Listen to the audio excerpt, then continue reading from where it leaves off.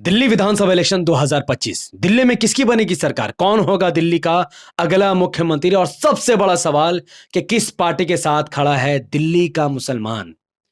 आम आदमी party, Congress, BJP या फिर एआईएमआईएम का खुलेगा इस बार खाता? क्योंकि दिल्ली के मुसलमानों के बारे में जो रिपोर्ट मैं आपके सामने लाने वाला हूं वो सुनकर आपके भी रोंगटे खड़े हो जाएंगे, तो वीडियो को अंत तक जरूर देखिएगा।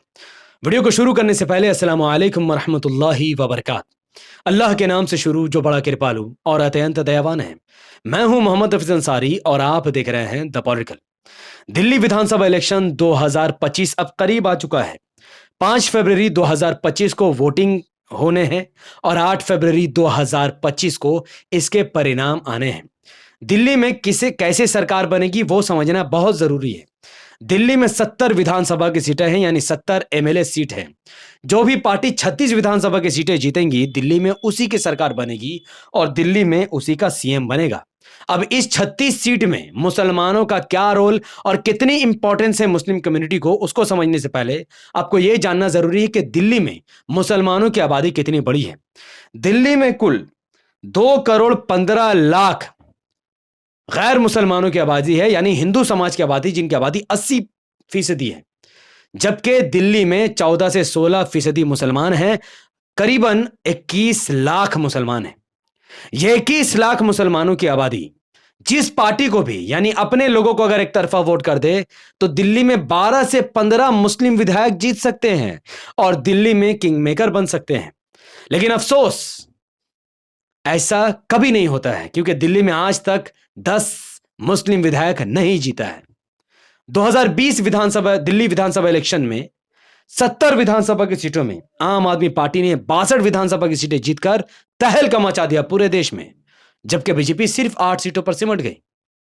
और उन 62 विधानसभा की सीटों में से सिर्फ 5 मुस्लिम विधायक जीते, क्योंकि आम आदमी पार्टी ने सिर्फ 5 मुस्लिम प्रत्याशी को ही टिकट दिया था। अगर आम आदमी पार्टी 10 या 12 मुस्लिम कैंडिडेट को टिकट देती तो 10-12 मुस्लिम विधायक आज दिल्ली में होते। लेकिन अरविंद केजरीवाल मोदी जी के रास्ते में चलते हैं और मोदी से बड़ा हिंदुत्व कार्ड खेलते हैं, इसलिए वह मुस्लिम लीडरशिप के खिलाफ हैं। यही कारनामा 2015 में भी देखने को मिला।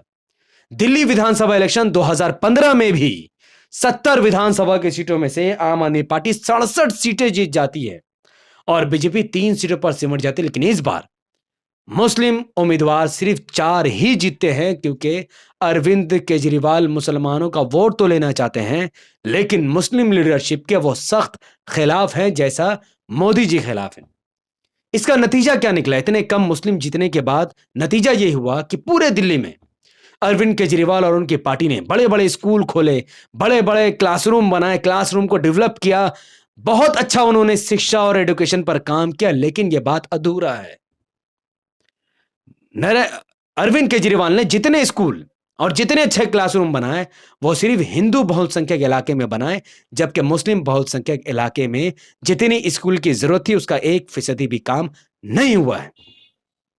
नतीजा यह निकला कि जब दिल्ली में कांग्रेस और आम आदमी पार्टी ने 70 साल से राज किया, 10-12 साल से आम आदमी पार्टी ने और उससे पहले कांग्रेस ने, तो आज मुसलमानों के हालात पर एक रिपोर्ट शाया हुई है जिसका नाम है the socio economic condition of Muslim of Delhi. इसमें यह दावा किया गया है कि पूरे दिल्ली में सबसे बड़ी अनपढ़ कम्युनिटी अगर कोई है तो वो मुस्लिम कम्युनिटी है। दिल्ली में 32.14% मुसलमान अनपढ़ है, क्योंकि अच्छे स्कूल नहीं है।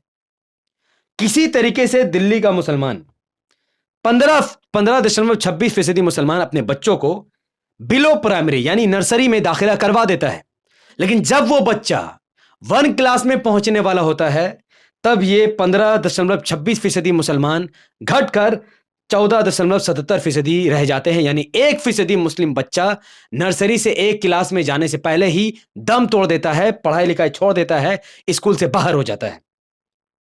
उसके बाद 14.77% मुसलमान जब अपने बच्चे को 1 क्लास में एडमिशन करवा लेते हैं तो 5 क्लास से आते आते 6 क्लास तक मिडिल में पहुंचने से पहले 3% मुस्लिम बच्चे पढ़ाई छोड़ देते हैं, या फिर अच्छे स्कूल ना होने की वजह से स्कूल नहीं जाते हैं, शिक्षा को भूल जाते हैं।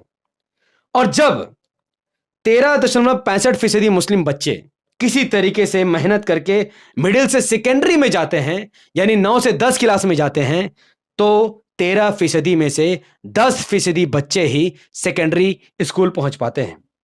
और उन 10 सेकेंडरी में पहुंचने वाले 10% मुस्लिम बच्चे बमुश्किल हाई सेकेंडरी सिर्फ 5% बच्चे ही पहुंच पाते हैं। आधा यानी हजारों बच्चे हर साल 10 क्लास के बाद 12 क्लास में पढ़ ही नहीं पाते, क्योंकि ना वैसे स्कूल है और ना उनके पास ट्यूशन के लिए पैसे हैं।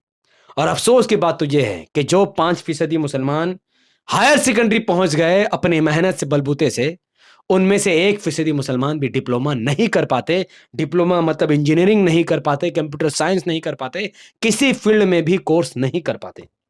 किसी तरीके से 6.67% मुस्लिम कम्युनिटी के लोग ग्रेजुएशन कर लेते हैं, लेकिन जब आप देखोगे हिंदू अपर कास्ट में 20% हिंदू लड़के ग्रेजुएशन करते हैं, 12% हिंदू ओबीसी के लोग ग्रेजुएशन कर लेते हैं, और एससी एसटी कास्ट के लोग भी लगभग 10% अपने बच्चों को ग्रेजुएट बना देते हैं, लेकिन मुसलमान सिर्फ 6.67%। यानी मुसलमानों के हालात दिल्ली में चमार से भी बदतर है, और यही ये रिपोर्ट बता रही है।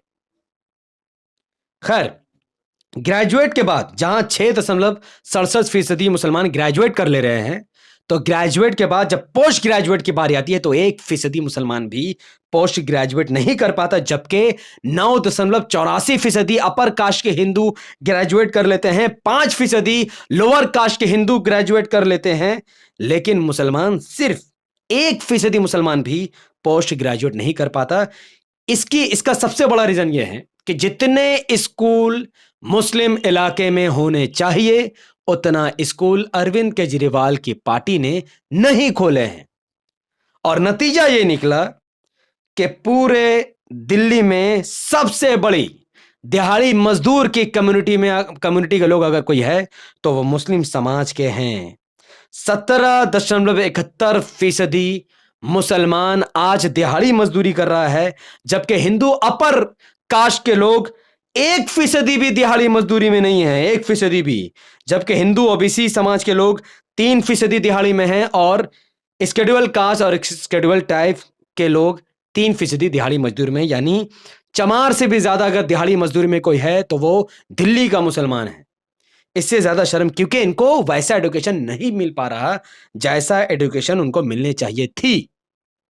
क्योंकि सबसे बड़ा रीजन है कि हर वार्ड में जहां पर 10 स्कूल की जरूरत है, तो ऐसे मुस्लिम बहुसंख्यक वार्ड में सिर्फ 4 मुस्लिम स्कूल चल रहे हैं, और उनकी हालत भी बदतर है, जिसकी वजह से बच्चे पढ़ना नहीं चाहते।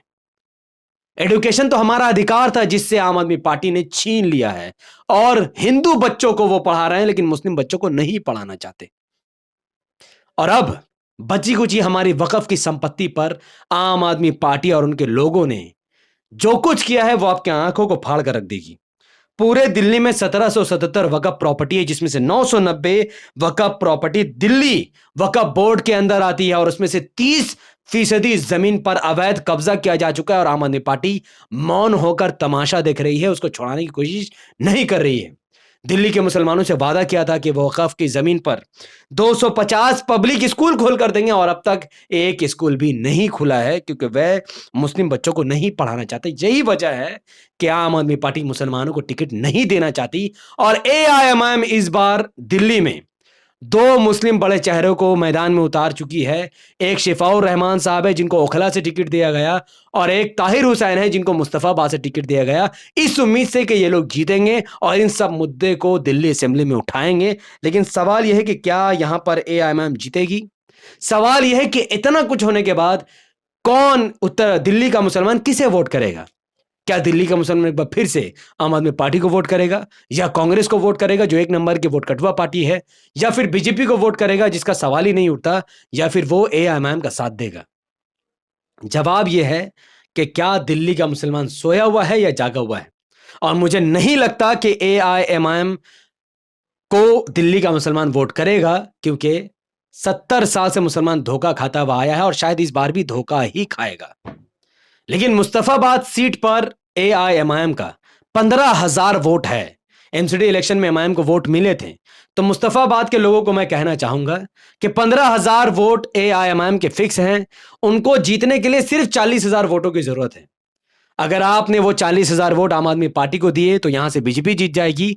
अगर वो 40,000 वोट एमआईएम को मिले तो यहां से एमआईएम का कैंडिडेट जीतेगा। तो फैसला आपको करना है कि मुस्तफाबाद में एमआईएम की जीत होगी या फिर बीजेपी की जीत होगी। वैसे ओपिनियन पोल में यह दावा किया गया है हिंदी खबर द्वारा कि आम आदमी पार्टी 55 सीटें जीत रही है, बीजेपी 15 सीटें जीत रही है, कांग्रेस का खाता नहीं खुल रहा है और अदर पार्टियों का भी खाता नहीं खुल रहा है, क्योंकि मुस्लिम समाज का वोट यहां पर बहुत कम है। मैक्सिमम जो हिंदू समाज का वोट है वो आम आदमी पार्टी के साथ है और आम आदमी पार्टी को मुस्लिम समाज के वोटों की जरूरत नहीं है। तो फिर आप गिरकर क्यों आम आदमी पार्टी का साथ दे रहे हैं? गोदी मीडिया ने भी जो सर्वे कराया है उसमें भी साफ तौर पर दिख रहा है कि आम आदमी पार्टी एक तरफा जीत रही है और बीजेपी कुछ सीटें जीत रही है और कांग्रेस का यहां पर खाता नहीं खुलेगा। कांग्रेस ज्यादा से ज्यादा वोट लेकर आम आदमी पार्टी को नुकसान पहुंचाने वाली है। और कांग्रेस का जो खेल है, कांग्रेस का बीजेपी से जो गठबंधन है दिल्ली में, उसको लेकर मैं एक स्पेशल वीडियो बनाने वाला हूं इस वीडियो के बाद। तो आप कोशिश कीजिए कि ये वीडियो ज्यादा से ज्यादा दिल्ली के लोगों तक पहुंचे ताकि उनको पता चले कि मुसलमानों के साथ अरविंद केजरीवाल कितना गलत काम कर रहा है कि एक तरफा हिंदू समाज के लोगों को पढ़ा रहा है, हिंदू समाज के लोगों को अच्छे स्कूल बनाकर दे रहे हैं, लेकिन मुस्लिम समाज के लोगों को किनारा कश करके मुस्लिम समाज को उनकी औकात याद दिला रहे हैं।